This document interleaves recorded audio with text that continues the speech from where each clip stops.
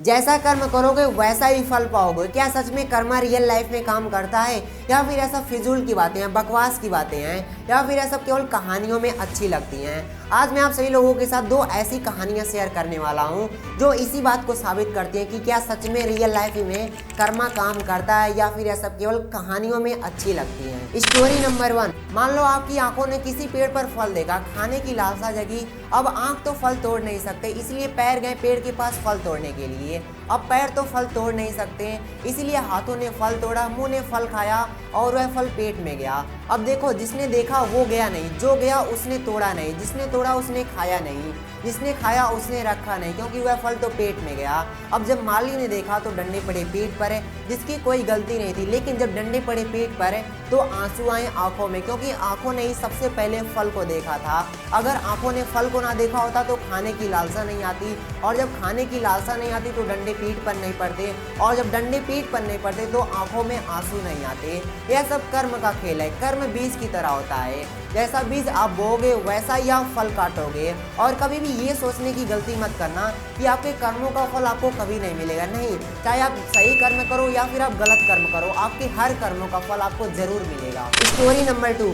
एक व्यक्ति था जिसके 3 दोस्त थे। पहला दोस्त जो हमेशा उसके साथ रहता था, हर एक पल, हर एक क्षण, हर एक दिन हमेशा उसके साथ रहता था। जो उसका दूसरा दोस्त था वह दिन में कभी कभार उससे मिला करता था, या फिर कह सकते हैं कि सुबह शाम उस व्यक्ति से मिला करता था। और उस व्यक्ति का जो तीसरा दोस्त था वह उससे महीने में कभी कभार उससे मिला करता था। एक दिन उस व्यक्ति के साथ कुछ दुर्घटना हो गया, जिसकी वजह से उसे कोर्ट में किसी को गवाह बना कर ले जाना था। अब वह व्यक्ति अपने सबसे पहले दोस्त के पास आकर अपनी सारी समस्या बता दिया। अब उसका पहला दोस्त बोला, सॉरी यार, आज तो मैं बहुत ज़्यादा बिजी हूँ, इसलिए आज तो मैं तुम्हारे साथ नहीं चल सकता। अब वह व्यक्ति सोचने लगा, जो दोस्त हमेशा मेरे साथ रहता था, हमेशा मेरा साथ देता था, आज मैं मुसीबत में हूँ तो आज उसने मेरा साथ देने से मना कर दिया। जब उसने मेरा साथ देने से मना कर दिया तो फिर मेरा दूसरा दोस्त मेरा क्या साथ देगा।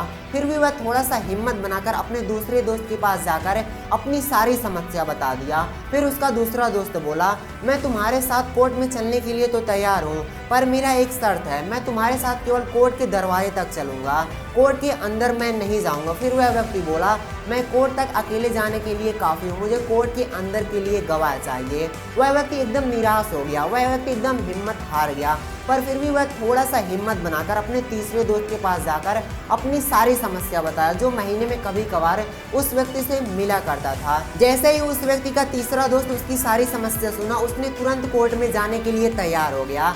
अब आप सोच रहे होंगे कि मैं किस व्यक्ति की और किन 3 दोस्तों के बारे में बात कर रहा हूँ।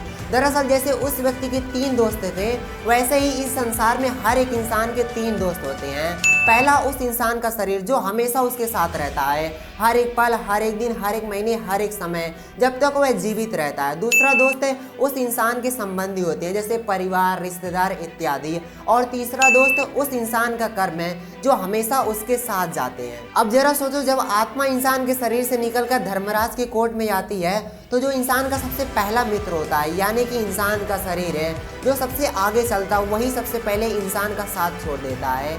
अब इंसान का दूसरा मित्र यानी कि इंसान का संबंधी, रिश्तेदार वगैरह वगैरह, जो शमशान घाट तक यानी कि कोर्ट के दरवाजे तक तो राम राम सत्य कहते हुए जाते हैं, फिर वहीं से वह वापस चले जाते हैं। अब इंसान का तीसरा दोस्त यानी कि इंसान का कर्म है जो हमेशा उसके साथ जाता है, फिर चाहे वह कर्म अच्छा हो या फिर वह कर्म बुरा हो। इसीलिए जीवन में अच्छे कर्म करिए, अच्छे काम करिए, क्योंकि अगर आपके साथ कुछ जाएगा तो वो है आपका केवल कर्म है, ना कि आपके धन दौलत, आपके रिश्तेदार।